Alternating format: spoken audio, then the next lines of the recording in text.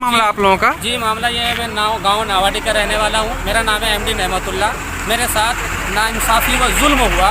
मेरे गांव में ना तो मेरा सदर आया मेरे पास, ना कुछ सेक्रेटरी आया, ना अंजुमन की तरफ से कोई लेटर पेड। मामला क्या था? मामला ये है कि मेरे पत्नी के साथ छेड़खानी किया। फखरुद्दीन नाम करके अकेले सोई हुई थी। फखरुद्दीन आया और उनके साथ गलत नीयत से, गलत निगाह से उनके जिस्मों को छुआ और उनके साथ अन्याय किया। मेरी माँ शोर शराबा और हल्ला मचाने के बाद जब वो भाग पड़े तो लोग पड़ोस में जब आए तो देखा कि फखरुद्दीन है और उनके भतीजे लोग दबंगी की तरह आवाज़ देके ये कहना चाह रहे थे कि मैं यहाँ का बॉस हूँ, यहाँ का लीडर हूँ। अगर तुम मामला आगे बढ़ाया तो अन्याय के, अगर तुम ये किया तो हम तुमको गाँव से खदेड़ देंगे, हमको कुछ नहीं उखाड़ पाओगे। थाना में आवेदन दिए? घेर रखा था, थाना लोगों ने मुझे घेर रखा था। बड़ी मजबूरी से मैं थाना बेंगाबाद थाना में आया। आवेदन दिए हैं जी। बहुत इंसाफ के साथ उम्मीद है, मुझे उम्मीद ये है कि हमारे इंसाफ कानून में हमारा इंसाफ जरूर मिलेगा। और आपसे प्रयास करते हैं। क्या नाम हुआ आपका? मेरा नाम है एमडी नेमतुल्ला। कहाँ निवासी हैं आप? नवासी में नावाडी का रहने वाला हूँ।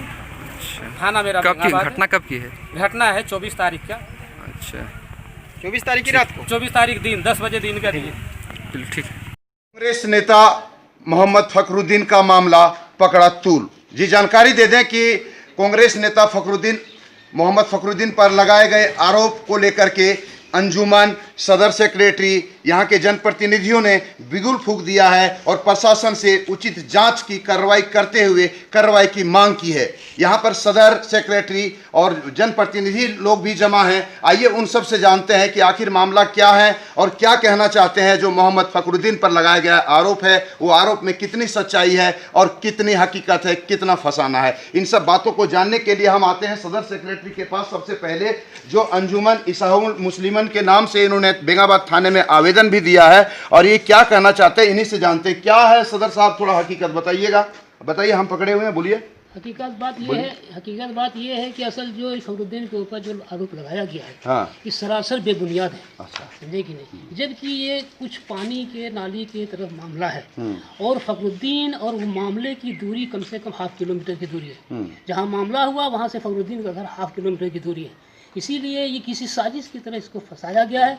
अब हम लोग ये चाहते हैं कि इस पंगु में आके हमारा गांव बर्बाद नहीं हो जाए। इसलिए हम प्रशासन से ये चाहते हैं कि इसका सही उचित छानबीन करके और दोषी को सही कार्रवाई किया जाए, उसको दोषी को जो है सो मुजरिम किया जाए। सदर साहब, आपका क्या नाम हुआ? अब्दुल कुद्दूस। आप यहीं के सदर हैं? हाँ, हम यहीं नावाडी के सदर हैं। अच्छा अच्छा, यहाँ पर और कुछ लोग जमा हैं। आइए उनसे हम जानते हैं कि आखिर क्या हकीकत है, क्या मामला है। जी ये जो फंसाने की बात आ रही, क्या मामला है? ये सरासर बेबुनियाद है, गलत है। फखरुद्दीन निर्दोष हैं। उस उलझन में फखरुद्दीन वहाँ है भी नहीं। उलझन के बाद गए हैं और ये एक साजिश के तहत फंसाया गया है।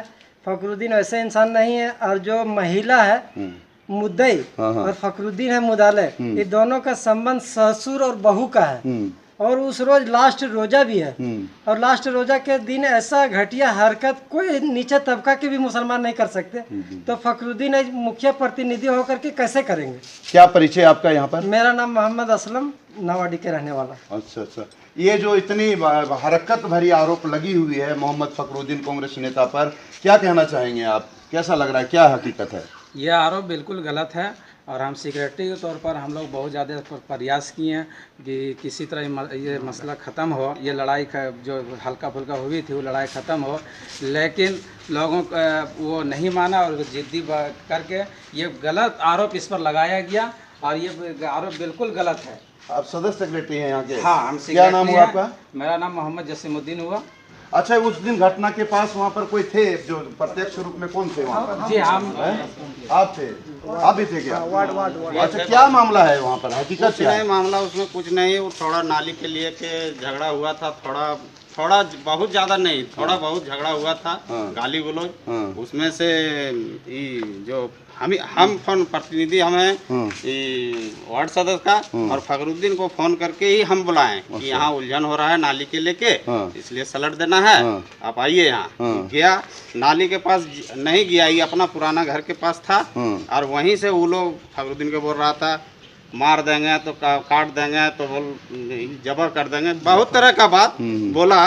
ये कुछ भी नहीं बोला, मतलब मामला नाली का था और उसको फंसाया गया। राजनीति। अच्छा अच्छा, और इसमें देखिए कुछ लोग हैं। क्या है भैया, क्या हकीकत है? ये मेरे ख्याल से साजिश के तहत हुआ है। अच्छा। ये अभी आने वाला वक्त में मुखिया का चुनाव भी है, हाँ। जिसके तहत ये साजिश रचा जा रहा है कि किसी तरह से डैमेज किया जाए, बदनाम करने के लिए, बदनाम करने के लिए डैमेज किया जाए कि आने वाला जो पिछले बार जो मुखिया चुनाव हुआ था उसमें ये 2 वोट से पीछे रहे हैं। अच्छा। जिसके कारण से अभी इनका पल्ला भारी है। तो लोग जाहिर सी बात है यहाँ का लोग जो है वो इस साजिश के तहत नेमतुल्लाह को रेस्ट किया है और उसको बोला है कि आप घिनौना हरकत का इल्जाम लगाइए इन पर और इनको डैमेज कीजिए ताकि मुखिया में ये कमजोर पड़ जाए। क्या नाम हुआ भैया आपका? मेरा नाम मोहम्मद अंजर है। आप यहीं के रहने वाले? नावाड़ी के रहने। यहाँ पर और कुछ लोग हैं, आइए हम जानते हैं कि आखिर क्या हकीकत है और क्या फसाना, क्या मामला है जी, बताएंगे थोड़ा। ये नाली का मामला आज जो है सो 4-5 बार पहले भी झमेला हो चुका है पानी के लेकर के। बार बार वो अपनी द्वार पर जो है सो माने ये आपका जो झपना होता है वो क्या बोलते हैं उसको, स्लिप, उसको उखाड़ करके वो जाम कर देती है, यानी पानी निकलने नहीं देता है नाली में। और ये जो है सो इतना घिनौना हरकत करने के लिए जो है किए हुए है, उसके लिए जो है सो हम लोग पूरी गांव रिजिक्ट हैं कि गंदा मैंने जो है सो इल्ज़ाम दिया जा रहा है, दिया गया है।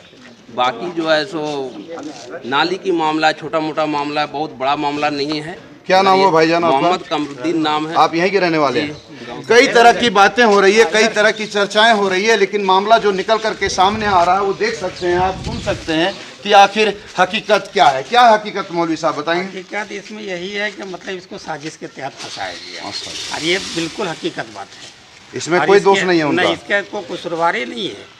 ये गांव के जिम्मेदार आदमी है, तरह तरह की परेशानी होती है तो यही हल करते हैं और ये आदमी उस तरीका से हरकत करेगी तो हम लोग आज तक नहीं देखे हैं। क्यों फंसाया गया आखिर, क्या कारण है? साजिश के तहत फंसाया। आखिर साजिश रचे भी तो क्यों रचे, किस कारण से रचा साजिश? वो लड़का देखिए, वो लड़का के अंदर मतलब जो है ना दिल्ली के अंदर भी एक शादी कर चुका है, उसके 2 बीवी है।